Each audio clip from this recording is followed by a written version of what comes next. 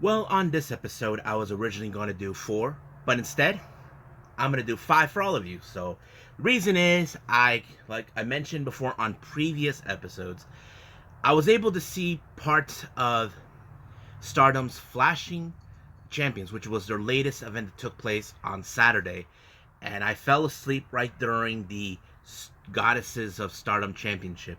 But I finally got to see the whole thing when it was already uploaded onto Wrestling on Watch Pro Wrestling, and now I get to do that for all of you. So we got Stardom, Day 12 of New Japan Pro Wrestling's Best of the Super Juniors, NWA Powerrr, AEW Dark, and of course NXT 2.0, and of course any other news updates. So let's get ready for another episode of Deleted Wrestle Zone.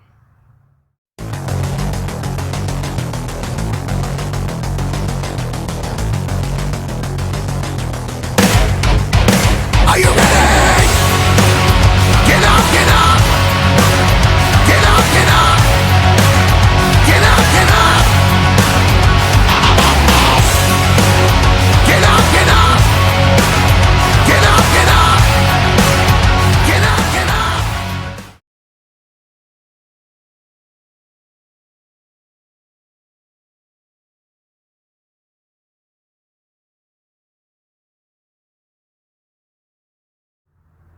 Welcome everybody to Deleted Wrestle Zone, all things that is pro wrestling with AEW, NXT, New Japan Pro Wrestling, Impact Wrestling, the National Wrestling Alliance, various promotions, wrestlers, matches, and championships. I am your host, J-Rod here. So, let's begin with Stardom Flashing Champions. Now, this is one of their latest events that took place this past Saturday. So, today is the 31st of May. So this took place in Ottawa Gym, I think. Ottawa Gym, I think that's the name of it. And we had almost about all the championships being put on the line. But let's go with the dark match they had. That was the sort of like a little bit of Game 0 on that one, they call it. We have Ina, Rina, and Ami Sourei teaming up. Now keep in mind, Ina is from Queen's Quest. Rina is from Odatai. Ami, she is with God's Eye. Their opponents, it's Lady C and the members of Stars, Momokogo and Saya Ida. Now, this is a bit of a mix-up here, but it was a pretty interesting match. However, there is one cool factor is both Saya Ida and Ami Sourei, they have faced off each other before, but those two are the most biggest powerhouse. But the only difference between them is the fact is Saya Ida is a bit more shorter, Ami Sourei is a bit more taller, so it kind of fits in pretty well with it. But however, it was Momokogo who picked up the win on Hina, giving her the much bigger chances. So it was a pretty good, impressive win. So I think she's improving a whole lot more better. Now, our first opening match in the main card was for the Future of Stardom Championship. This is between two former teammates, now they're enemies. We have the challenger, Ruka, from Odatai versus Hana. Now keep in mind, Ruka used to be one time a member of Stars until she turned her back on them. But however, last year Ruka was the winner of the Future of Stardom Championship that she won against Unagi Sayaka. However, Ruka put the title on line against her former team member back on December at the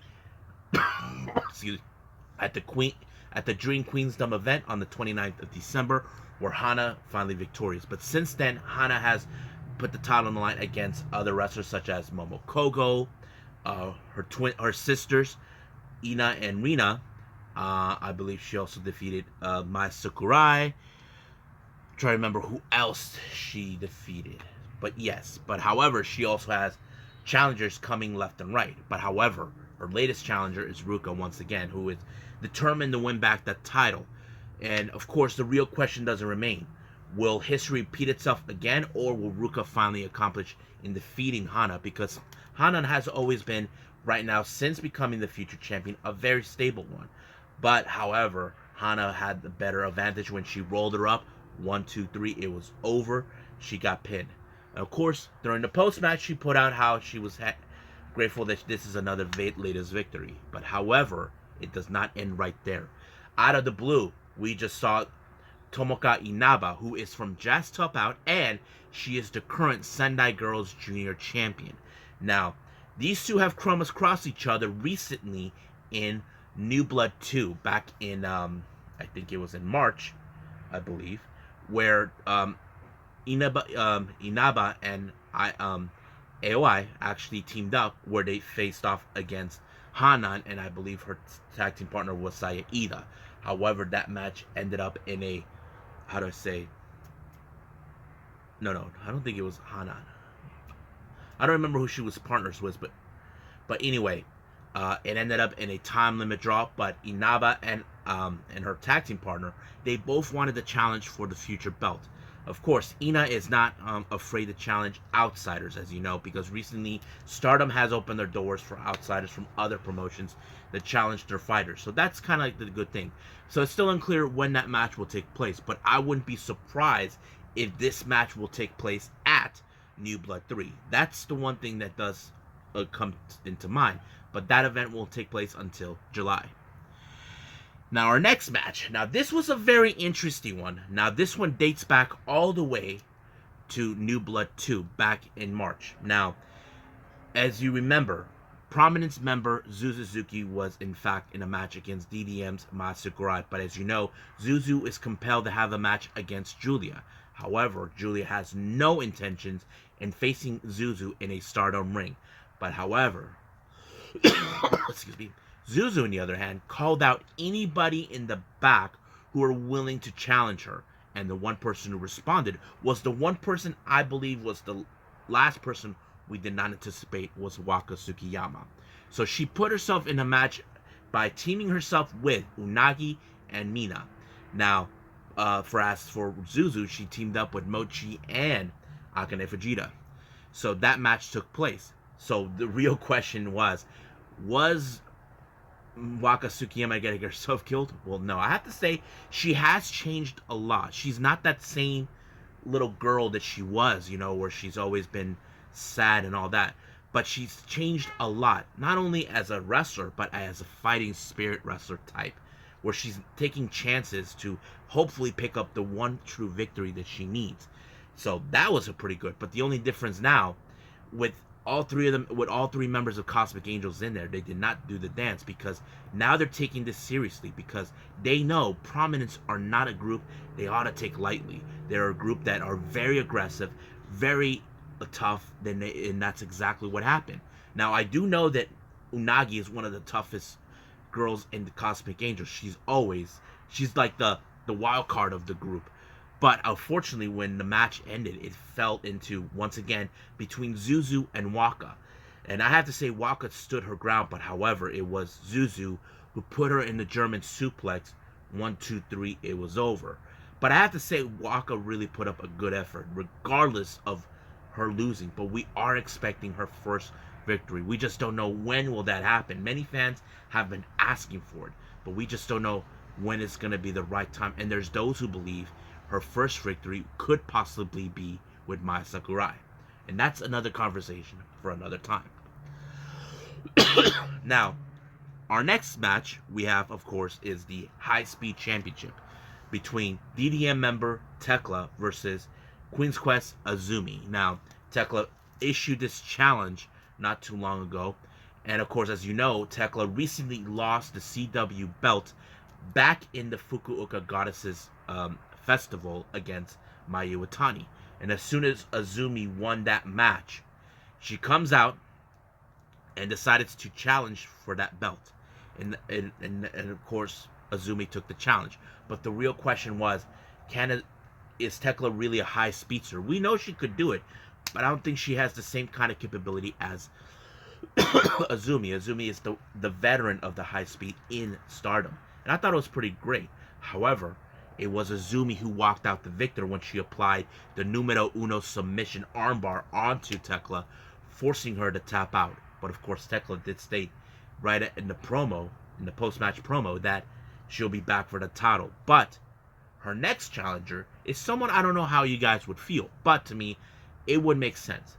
The challenger was none other than Momo Kohgo. Now, let me explain this to you. Why is that? If you guys know this, You probably say Momo doesn't have any experience as a high speedster. You're right. But here's the thing. Before coming to Stardom, she was doing an expedition with, what's her name? With Fujimoto and, I forgot her name, Aruka.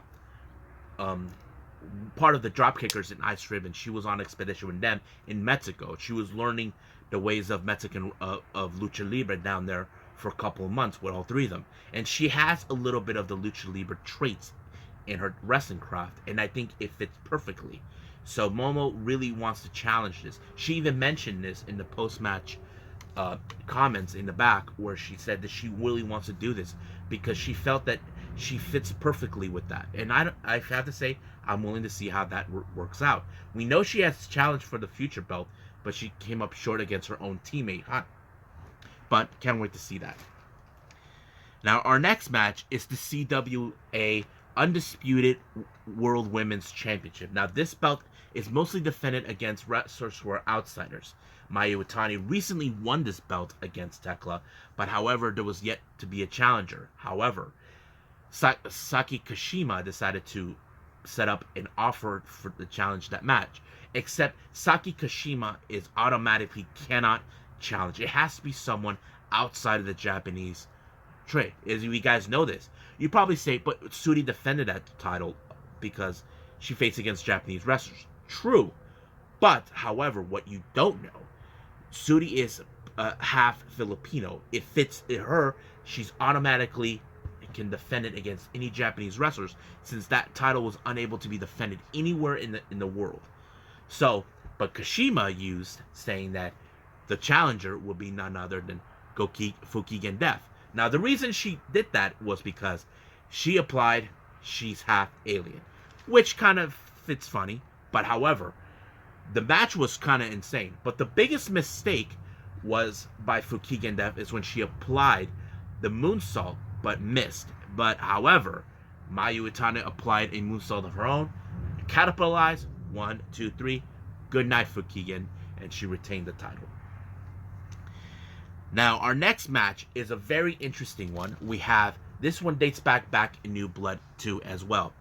Rasi Ogawa called up Miyu Amasaki, and she said that she's going to put her in a tag match with a partner of her choosing, an opponent that she chose, but she wants to choose her partner. So she chosen Utami Ishida, who introduced her to become a member of Queen's Quest.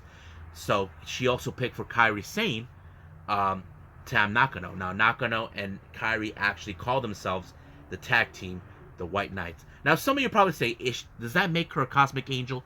No. Kairi Sane, during her tenure during Stardom, before going to WWE, she was one of the only girls, a few girls who never associated with any unit or faction.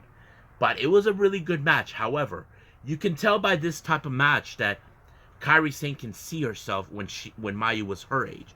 You see, Kairi Sane remembers the date back when she was in her age, when she actually wrestled for the first time. But however, now Mayu Amasaki has to step up. But of course, there's some history between Tam Nakano and Utami, who basically started using her trademark cuteness on her. But it failed. But it was Kairi Sane with the anchor elbow that finished off the job. However, during the post-match, Utami is really looking forward to have a one-on-one match against Kairi. And of course, Kairi, it really is looking forward to that. But however, what does this mean for the White Knights? Well, Tam Nakano will love nothing more to keep tagging with her. As you know, if you know the history about this, Tam Nakano went into Stardom right after Kairi Sane actually left Stardom to go to WWE. So it was like a situation. But Tam Nakano says she would love to keep tagging with her, but she would like to have that one-on-one match that she desired to have. Now, I know some of you are saying, but does that mean that she could join Cosmic Angels? I would say no, but she could be kind of like the Hangman Page, where he's just an associate of the Cosmic Angels. That's how I would see it. But that's another conversation for another time. Now, our next match is the Goddesses of Stardom, the tag titles. Now, this one dates back not too long ago. Masakurai pulled off a big victory when she pinned Koguma. So automatically, she has a opportunity for the tag titles. So she teamed up with Julia to take on Stars FWZ, Koguma, and Azuki. Now, some of you probably say this could be my a moment where she finally wins a championship. But however, keep in mind, Koguma and Azuki are well established tag team. They have teamed up for since what was it, last year, and they have been really successful ever since then. And now we're seeing this team of both Julia and Maya team up. Now they haven't had much of an experience as a tag team, but they have teamed up in trios, in quartets, that sort of way.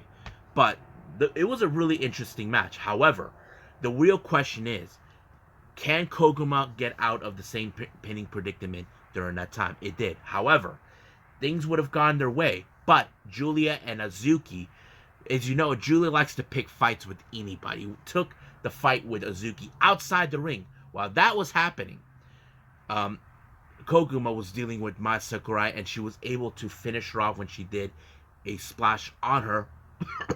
1, 2, 3, she retained the titles. So FWC actually continue to become champions. No promo, no challengers yet. Now, this next match is for the Artists of Stardom, the Trios title. We have Oda Tai, Saki Kashima, Starlight Kid, and Momo Watanabe. Now, these three ladies have been champions before as artists in their old factions, the ones that she were in. They're taking on DDM's Hime Boy. Now, keep in mind, Starlight Kid has challenged for these titles before with young Oedo, consistent with Ruka and Rina, which was unsuccessful.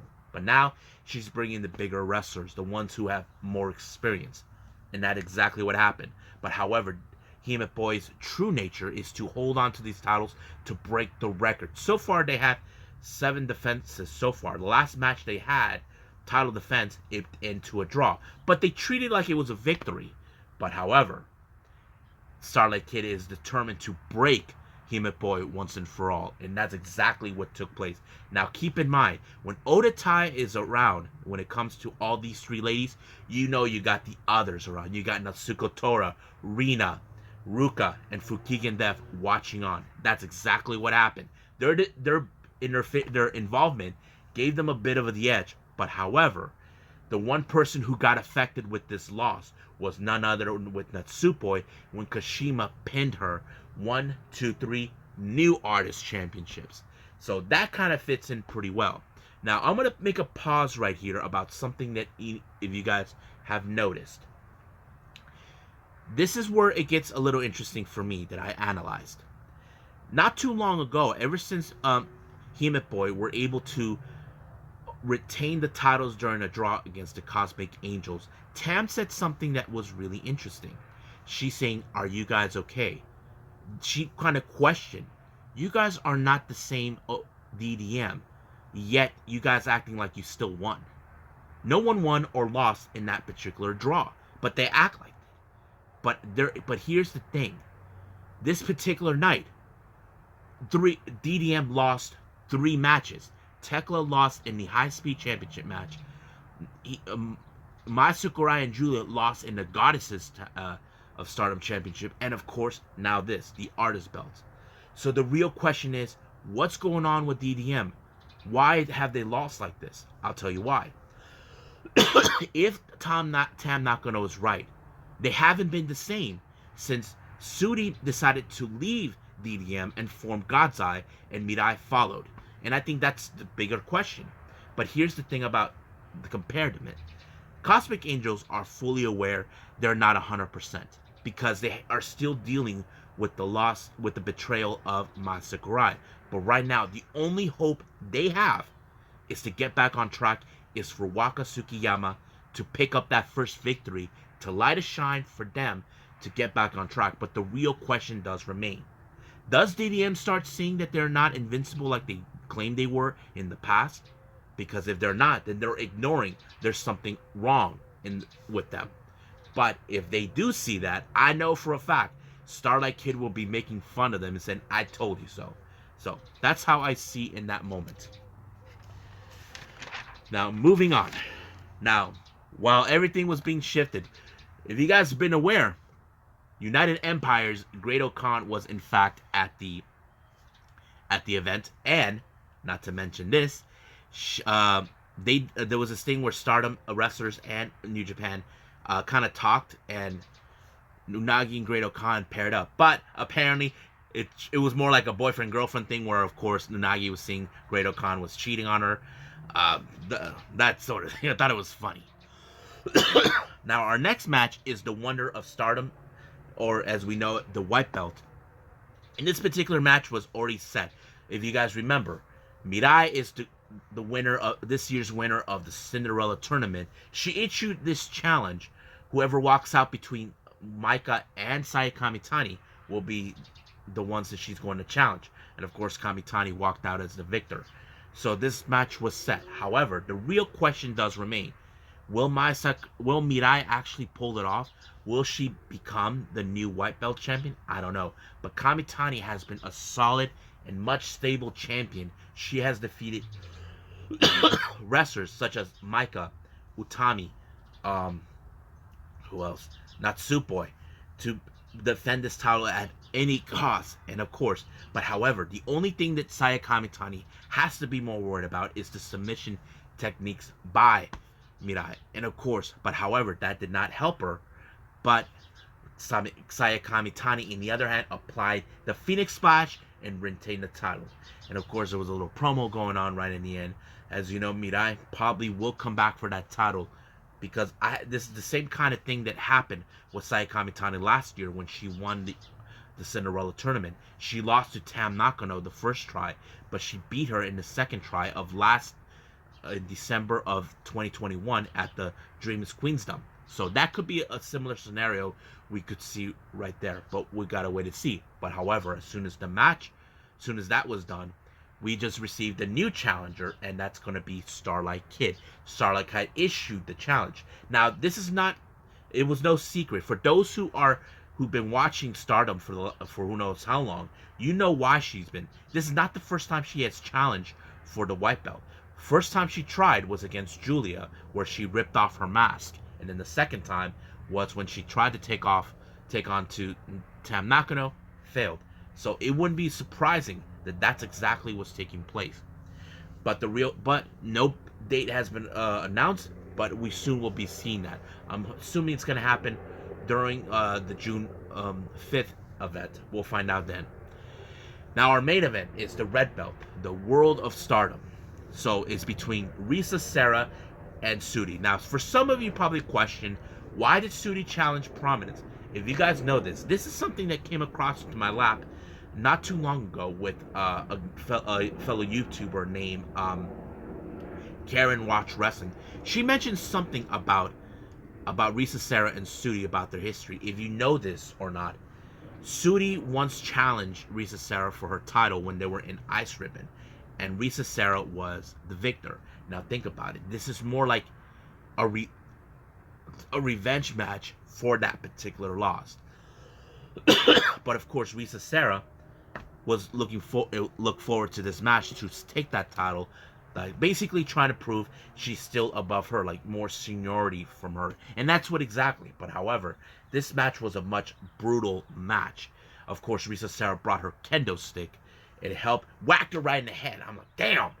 Not to mention, Ami Sourei took out the Prominence who are playing seconds outside the ring, and that was even insane too. But however, that did not end right there. Apparently, the way it ended, Sudi put Risa Sera in a very strong chokehold. There was no response. Basically, she had her eyes open like she was about to be choking out to death. But Prominence had no other choice but to throw in the towel and call it. There was no response. We know that Risa Sera is a tough cookie, but she refuses to give up. So I think it was Zuzu who pulled it off, who threw the towel, and that was it. So she retained the title. But I wouldn't be surprised if they go back against each other again, because if you know this, Risa Sera is coming back, but she's going to be involved in the 5-Star Grand Prix later on this summer. Now, as for the next challenger, We go back to last year's 5-star Grand Prix. If you remember, in the finals, it was Suri and Momo Watanabe. Now, Momo has never won the red belt ever. Now, there was no way for her to win that belt against Utami when she was still with Queen's Quest. And now that she's Oda Tai, it'd be a perfect opportunity. And not only that, it brings full circle for Momo Watanabe to challenge for the red belt to the person she lost to at the 5-star Grand Prix. That kind of tells us a good story right there. So, but I can't wait. Now, like I said, the challengers for the belt, for the belt, such as the future belt, or the or the high speed belt, the white belt, or the red belt, haven't been announced yet. But I will keep a tab on that to find out when will that take place. Hopefully soon, and hopefully it could revealed. But keep in mind, the next event, I believe, is going to be on June 5th. And that's going to be a much interesting one. But hopefully I get to see it. So I think that's pretty much it. So let's move on right now with the next review. New Japan Pro Wrestling, Best of the Super Juniors.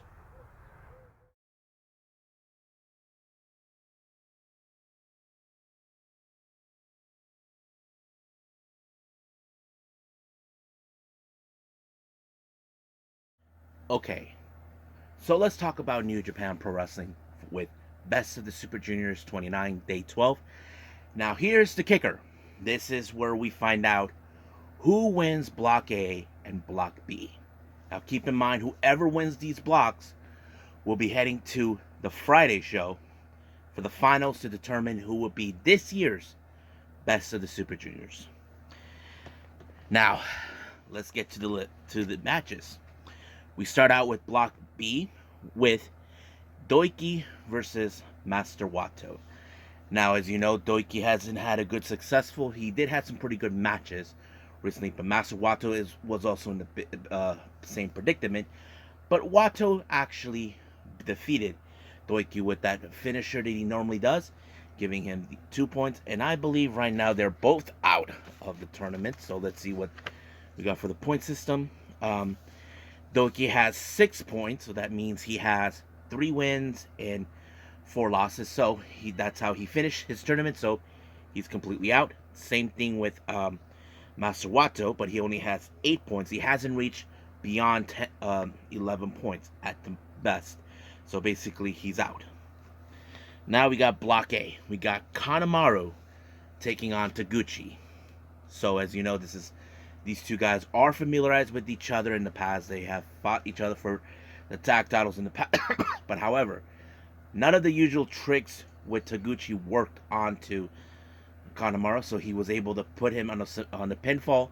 1, 2, 3, it's done. So Kanemaru, on the other hand, walks away with 4 wins and 5 losses with 8 points. So that means he finishes with 8 points, but doesn't make it to the finals.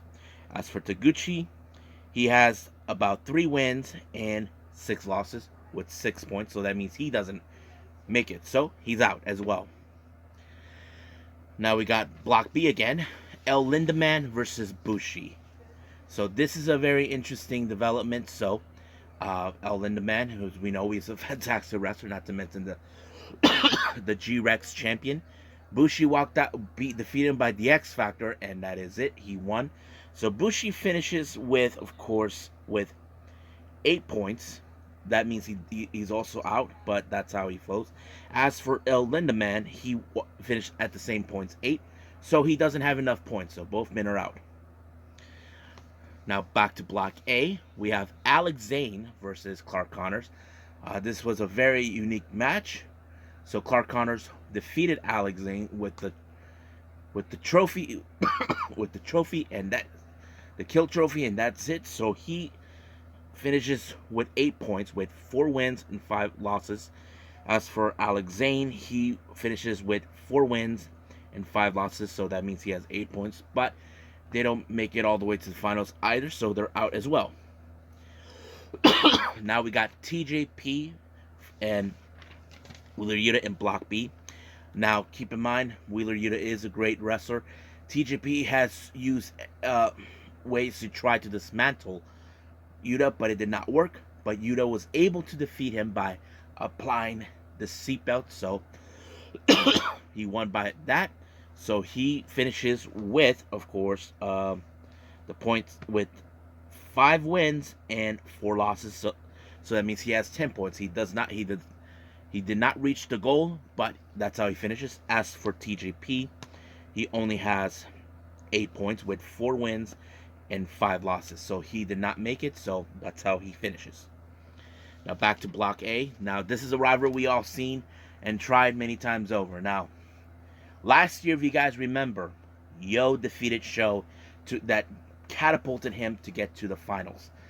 But this time, Sho tried to play the smart one, tried to play his usual tricks to ensure that he goes and finish out. However, now, the possibility is he wasn't going to go make it to the finals. But, however, the one thing he does have is on his mind is not allowing Yo to have more points than him. So what he does is he walks out in hopes that Yo tries to chase him. But Yo didn't. He just, oh well, I'll just sit in the middle. And the countdown began. And of course, Sho realizes that his plan did not work. But however, he has other ways. Using the never open weight 6-man titles and the wrench. But he actually used the wrench to take out Yo while the referee was out. But however, as soon as he got rid of the evidence, he called the ref up, telling him to get up, and he applied the shock arrow to believe that that's how he defeated him, giving him the win. So Sho finishes with 10 points with 5 wins and 4 losses. As for Yo, well, 4 wins and 5 losses with 8 points. So basically, he does not want him to get the lead over him. So that was his game plan, despite the fact that he did not make it to the finals. Next match, we have Titan versus Robbie Eagles back into the B block. Now, this is a very interesting match. Now, keep in mind, these guys do have some groundwork ahead. Robbie Eagles has the Ron Miller special. Titan, he has many ways, but however, he did defeated Robbie Eagles with a pinfall, giving him the 2 points. But he finishes with, of course, with 8 points, with 4 wins and 5 losses. As for Robbie Eagles, he has 10 points with 5 wins and 4 losses. However, they did not reach the goal, so they're both out. Now back to Block A, we have Francesco Akira versus Ace Austin, but this one was a much aggressive match. Now, Francesco Akira, as you know, he's one of the best junior heavyweight competitors in All Japan, not to mention his resume with All Japan stand out. But I'm sure that he did not like the idea, him not going to the finals. As you know, the attention for his recruitment being part of the United Empire was to clean up the mess that happened after Will Ospreay left the junior heavyweight division when he switched over to heavyweights. So they believed that Akira could have been the one to win the best of the Super Juniors, but however did not. But he did not use the fireball onto Ace Austin. However, Ace Austin was knocked out and it became a countout. So he did win the match by countout. So Francesco Akira finished with 4 wins and 5 losses with 8 points. And as for Ace Austin, well, he wins with 10 points with 5 wins and 4 losses. So that's pretty good. But I'm sure Francesco Akira, on the other hand, he probably did not like how it ended for him. Now back to the B block. Now this is where we determine who wins the block. We have El Fantasmo versus El Desperado. Now keep in mind, people said that Fantasmo, ever since the exposure of that hidden boot, he has grown up a little more better than he ever was. But of course, he has his obnoxious attitude that he's always have been. But however, when he applied the CR2 onto Fantasmo, we all thought it was done. But as Despy, who is one of the best junior heavyweight competitors that he is, he kicked out of the CR2, and Fantasmo was beside himself. He couldn't do it. However, it took one pinche loco by El Desperado to put him down. However, for good measure, he decided to use the CR2 on Fantasmo to win the match. So, they both finished in with 12 points, with 6 wins and 3 losses.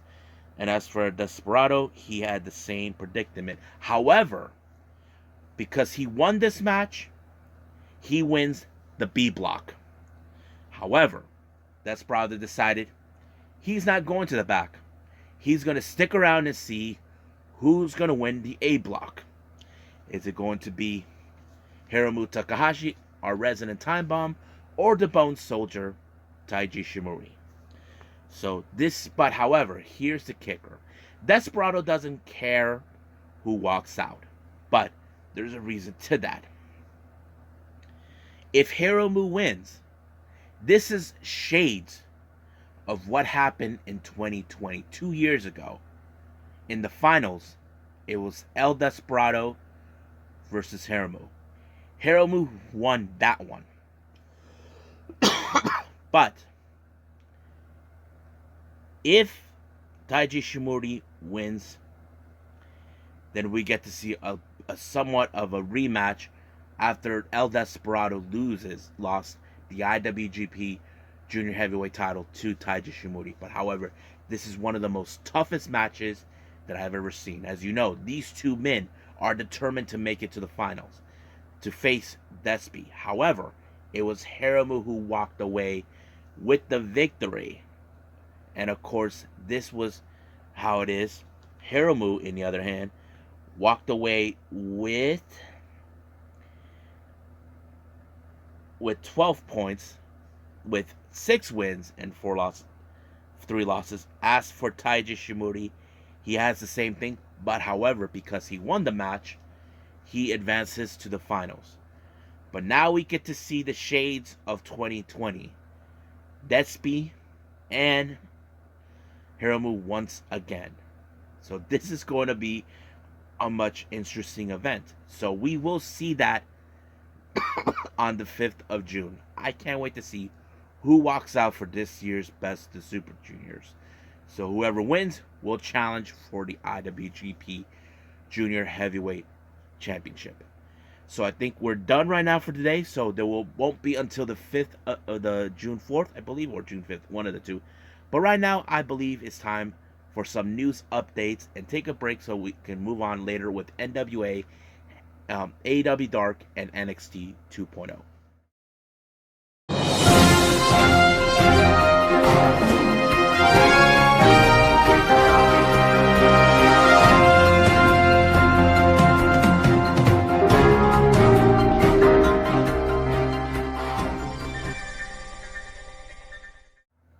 Okie dokie. I decided to go a different route on this episode, throw in a little bit of the news updates.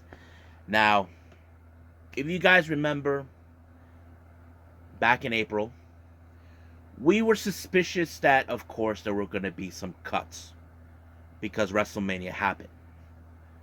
And to our surprise, it did. But the cuts came from the NXT brand. And amongst them was Dakota Kai. I know many fans were very upset, were shocked. We know Dakota Kai has been on a roll since she reinvented herself, not to mention reunited with Raquel Gonzalez. Many fans questioned about what the hell was that all about, and it was shocking. However, she was in good spirits. She did state it that she was very thankful for the support of her fans who supported her throughout her WWE career. But however, she did state it something, if you remember. Those who did know Dakota Kai before she had this name, she went by another name, Evie. Now, much like Ruby Soho, we all thought the same thing. We thought that Ruby Riott was going back to Heidi Lovelace. However, that wasn't the case with Ruby Soho. Ruby Soho Ruby decided to go with a different name. However, she decided to stick with the name Ruby, but she wasn't sure what's the last name she wanted to put. However, her good friend and guitarist of the punk band Rancid suggested to her to use the name Ruby Soho, which stuck, and it was one of the most And I think this is the best we've seen of Ruby Soho since she left WWE. However, I feel that um, Dakota Kai decided to take a page out of Ruby Soho's book, because she did say that she wasn't going by that name. But I don't know how you guys would feel about the new name. She put it on Twitter. She's now going by King Coda. Now, I'm kind of lost for words on that name. I just, I don't know. I mean, she could have called herself Coda King or something. I don't know. But, I don't know. But the funny part is, Liv Morgan, who kind of tweeted this, is saying, "Are you kidding?"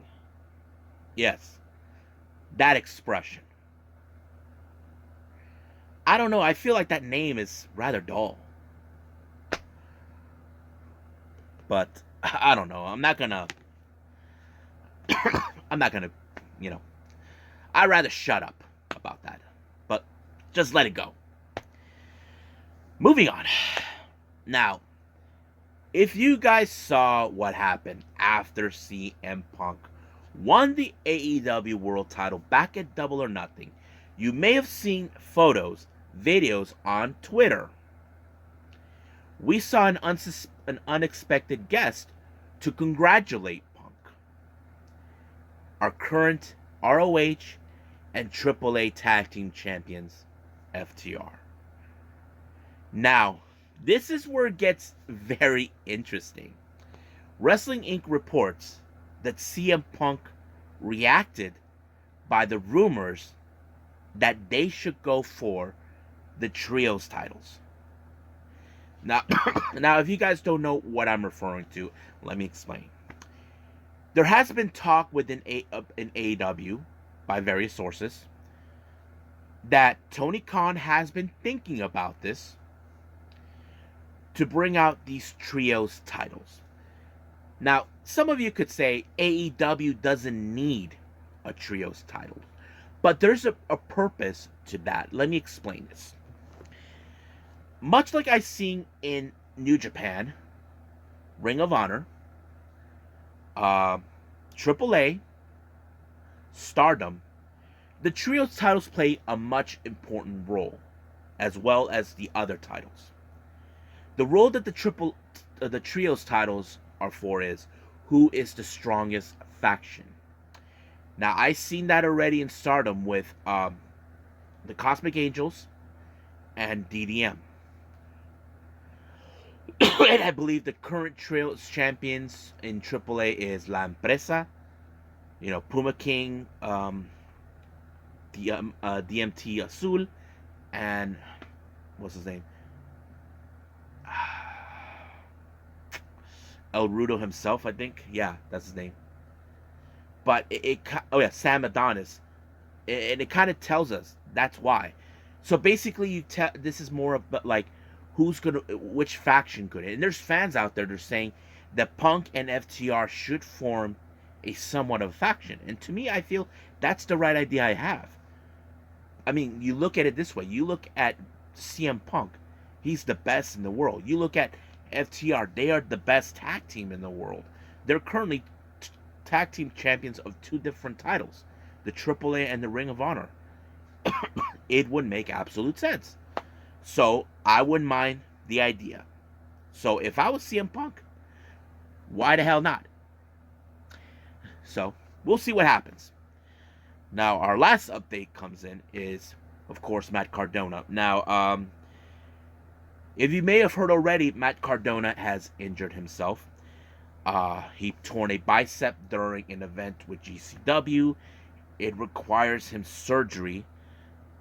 But the real question does remain, if he's going to be out for a while, what does this mean for June 11th? If you guys know this, he is set to face, what's his name?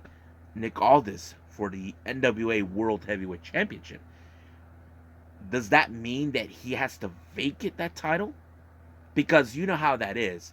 torn biceps, it could take months to recover. And there is no way in the world NWA are going to wait for him to come back after many months. But if Billy Corgan is really smart, if he intends to say, we're going to vacate that title due to the fact that Matt Cardona cannot make it, then that probably would be the decision. But however, I would predict in some ways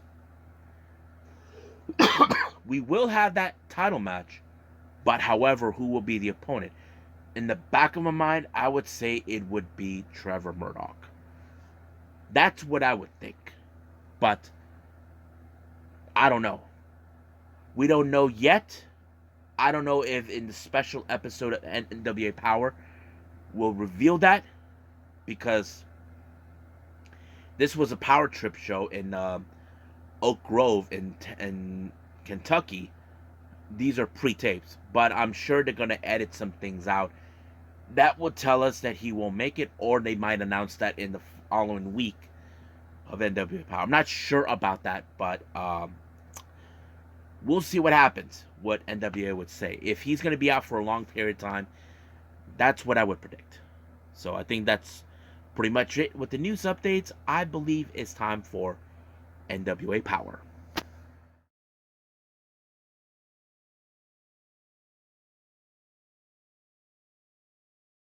Okay, now we got NWA Powerrr. As you know, this is part of the Powerrr Trip 2 shows in Oak Grove, Kentucky. Now, it opened up with an interesting interview by Kyle Davis, talking to none other than Kobe Carino. Apparently, he will set himself in the main event with one of his biggest matches of his career, but he claims this will be his life-making history. The title that he will be facing is a title he almost could have won, the NWA Junior Heavyweight Championship. He believes that he could etch his legacy into this, but the real question remains, can he pull it off?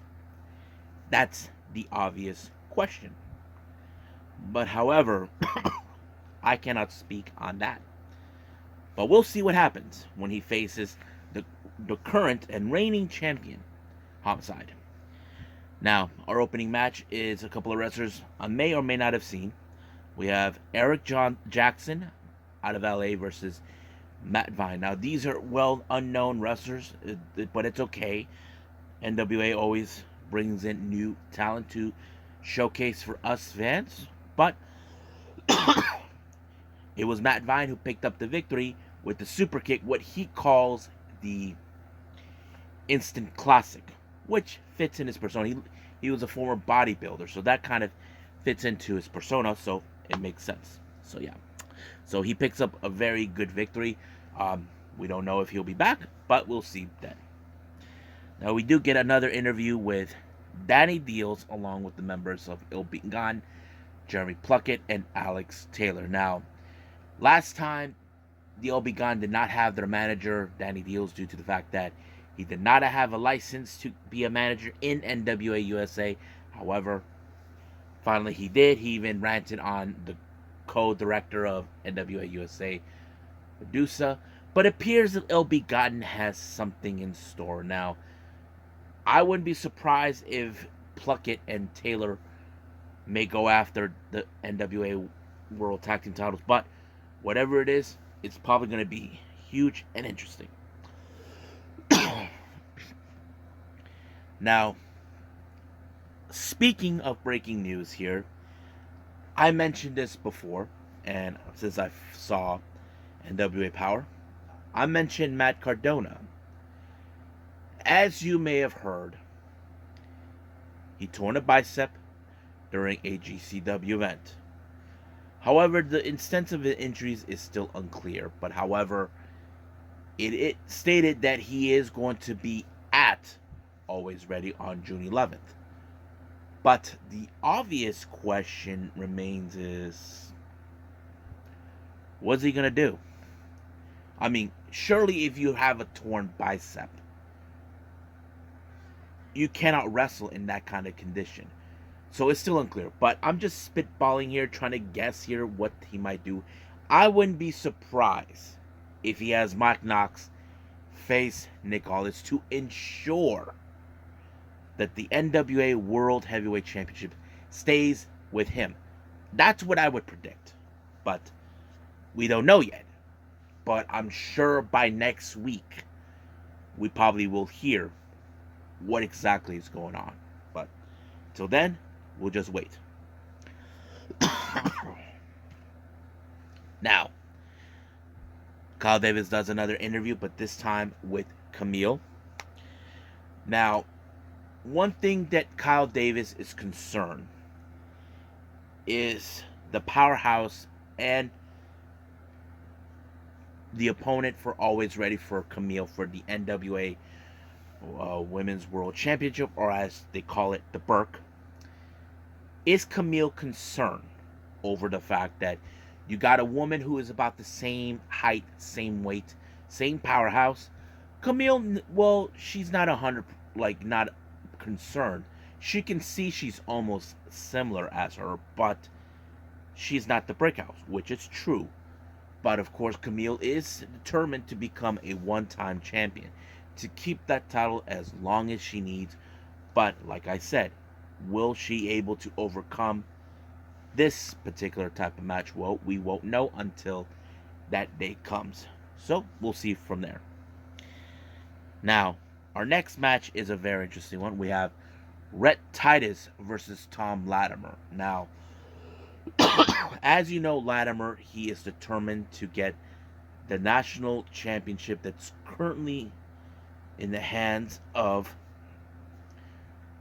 Jack Sting. Now, it's still unclear whether he will get an opportunity or not, because he wants to be in the same level with Camille. She even mentioned that on her interview. But right now, he has to face against the professional Rhett Titus. As you know, Rhett Titus is a bit of a technical wrestler slash grappler, however you want it. But at some point during the match, I don't know what happened to Latimer. I think he might have hurt himself on his elbow, on his arm. I don't know. Basically, he had to continue wrestling in his condition. But of course, like any professional wrestler, you have to target that injury. So Rhett Titus knew he had to take an advantage of that in order to soften him up. But Latimer did not waver, did not let this try to pull him down. But he was able to overcome it. He actually was able to lift up Rhett Titus with one hand and then slam him down with a powerbomb, giving him the victory. Now, our main event is the NWA Junior Heavyweight Championship. We have Colby Corino and Homicide. Now, keep in mind, Colby Corino is a master of trying to use tricks in hidden ways to ensure he wins. Keep in mind, he has that weapon inside his trunks that always helps him win. But however, that did not work. He even tried. He had everything under his control at a certain point. But however, his biggest mistake is when he tried to pull up a weapon right in front of the ref without noticing it. It did not work. He even tried to do everything, but however, it was Homicide who was able to, instead of not applying the Koji cutter onto him, it did not work on him at all. But Homicide was able to pull Colby Corino in a pinfall, keep him down for the 3 count, but it was too late for Colby Corino when he kicked out. Referee made his choice. He won, and of course, Homicide took a pleasure in making fun of Colby Corino, realizing that he was so close, and then he pulled out the bird right in front of his face, which Colby is livid. So basically, his legacy will not be etched onto the Junior Heavyweight Championship. So that's pretty much it for NWA. So let's move on with AEW Dark.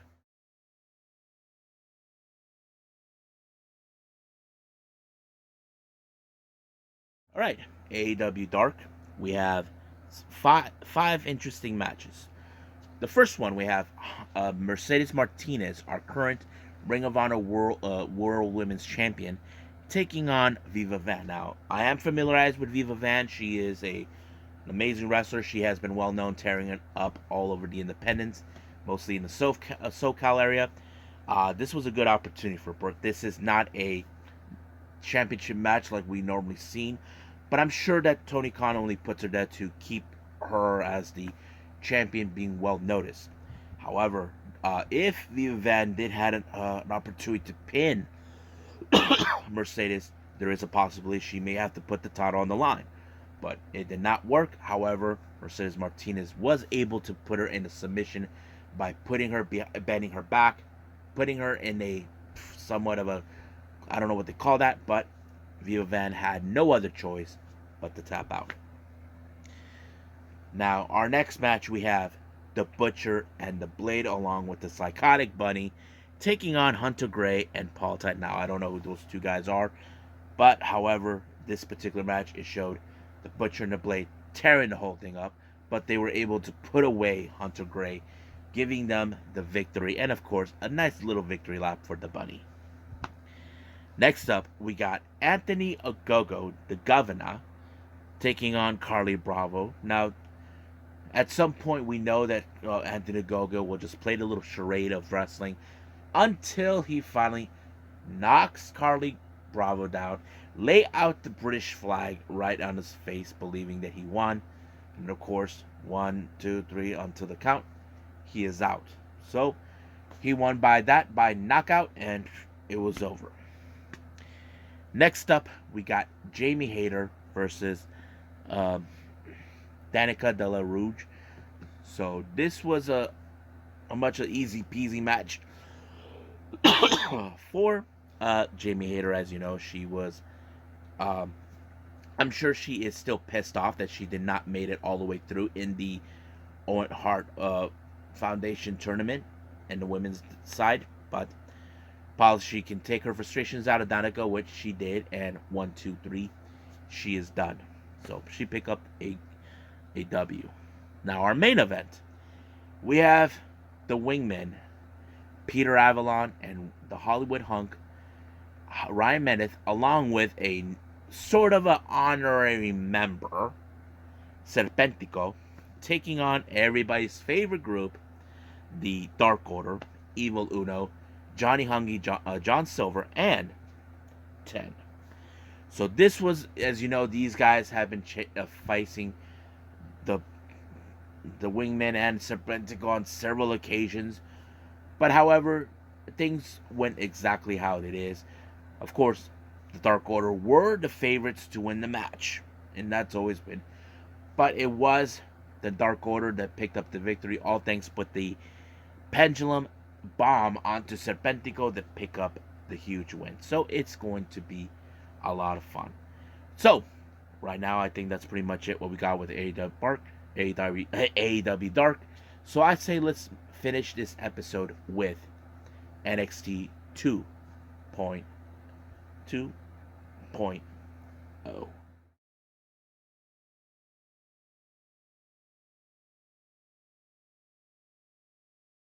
Okay, our last review is NXT 2.0. It started out with, of course, we were expecting the match between Diamond Mine members, the self-proclaimed leader, Roderick Strong, and new member, Damon Kemp. But however, Roderick Strong told the Creed brothers to hang in the back. Now, was that a wise choice, or was he trying to get the glory? Now, keep in mind, Pretty Deadly have been one of the most calculated teams ever, despite the fact that they claim they're the best in every aspect. During the match, of course, Kemp was really fired up to Strong. Now, when the ref was not looking, Roderick Strong did not see what was going on. Julius pushed him out of the way and took a bullet for him. And then all of a sudden, things did not go exactly according to plan for Roderick Strong or Damon Kemp. But however, in the back, Ivy Nell told them they took a bullet for you. But the fact is, Roderick Strong has been acting such a prick, due to the fact that, since we all know what happened to his last group, things didn't go well for him. But however, he put out that if they don't win the tag team titles at In Your House, that they will be out of Diamond Mine for good. Now, during this entire time, we also know that by In Your House, Cameron Grimes will be putting his North American Championship on the line against the former A champion, Carmelo Hayes. Now, however, Solo Sikoa says that he has his back, knowing the fact that that Hayes and Trick will have something up their sleeves. But Grimes assured him that he doesn't need him right now. But he is attempting to keep his promise. If he gains the title, if he beats Hayes, that in your house, he will give him a title shot. And that is something we know that could happen, but we will see when we get to that date. Now, tensions have boiled between Legado and Tony D's family since Tony D became, of course, the Don. However, Tony D came up with a proposal that kind of raises up the stakes. Now, it's true that Santos Escobar did beat him, but Tony D did review the tapes and saw that he got hit by brass knuckles. However, he decided to up the stakes. He decided, how about a 6-man tag team match? Legado versus Tony D along with Stacks and 2 Dimes.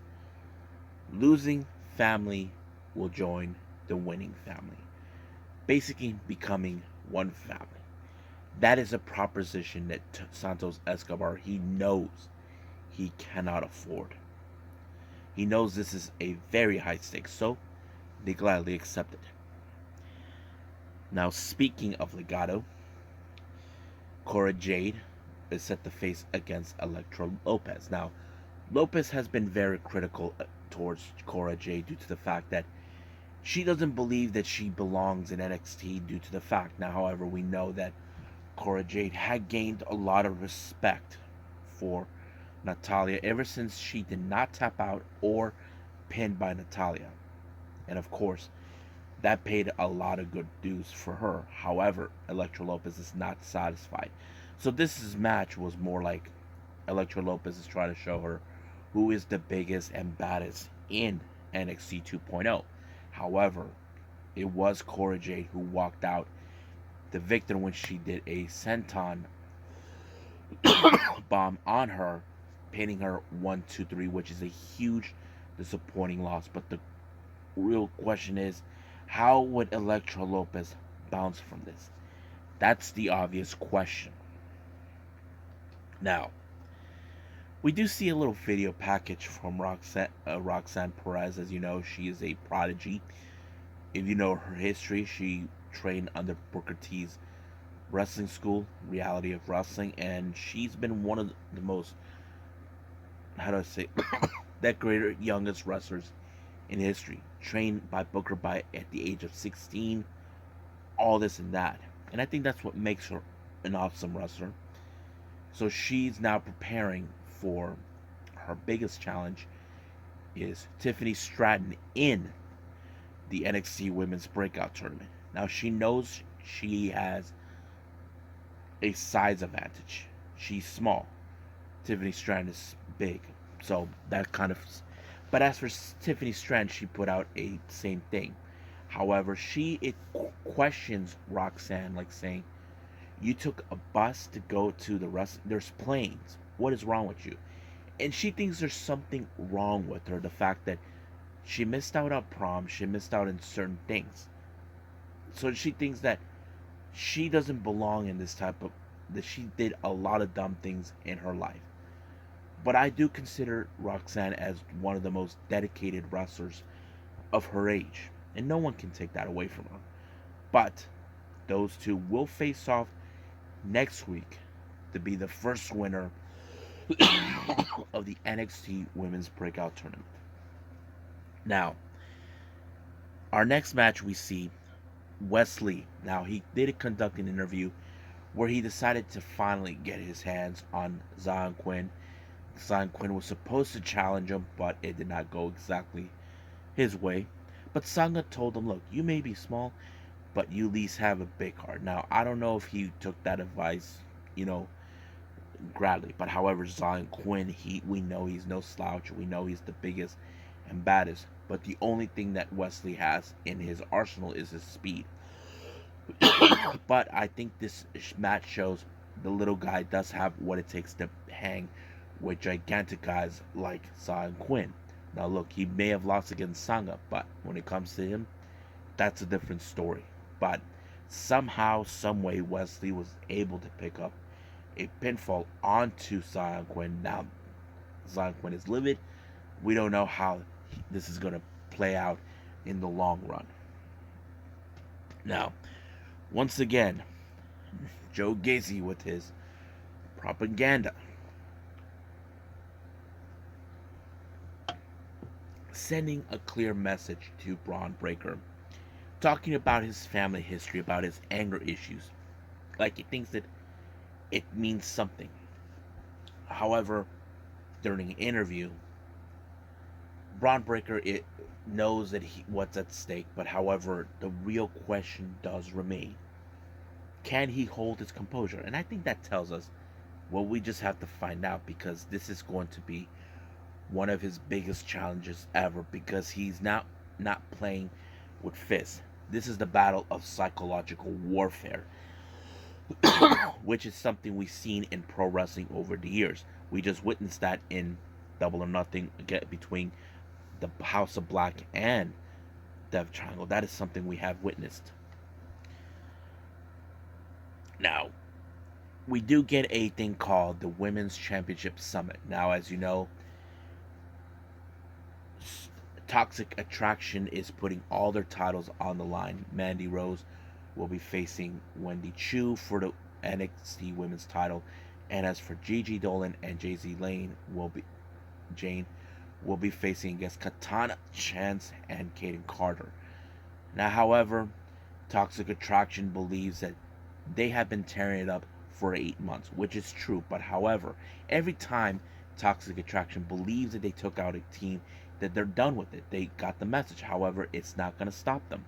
However, things did not go according to plan. It all went mayhem. Katana and Kaden took out Gigi and Jay-Z. But however, they helped Wendy. They put Mandy Rose right through a table, thanks to courtesy of Wendy Chu in her cow outfit. But does this mean at In Your House, could we see title exchange? We just gotta wait and see what happens then. Now, of what's been going on with Diamond Mine, Kiana James decided to poke the bear, and I'm referring to Ivy Nile, who's been tearing up in NXT. Kiana James, I don't know exactly what they're trying to do with her. I feel like they're ripping off what Dana Brooke did with Titus Worldwide in the past. I feel that's a ripoff to me. I don't know how you guys would feel about that. But she's like saying that she did the numbers, that there is a 12% chance that the Creed brothers may lose. And Ivy now did not take that kindly. So there was a match was set between those two. Now, Solo Sikoa was sent to a match against Duke Hudson. Now, Duke Hudson has been trying to get back on track. I mean, he has been successful. He did win a big match against Braun Breaker, courtesy of Joe Gacy.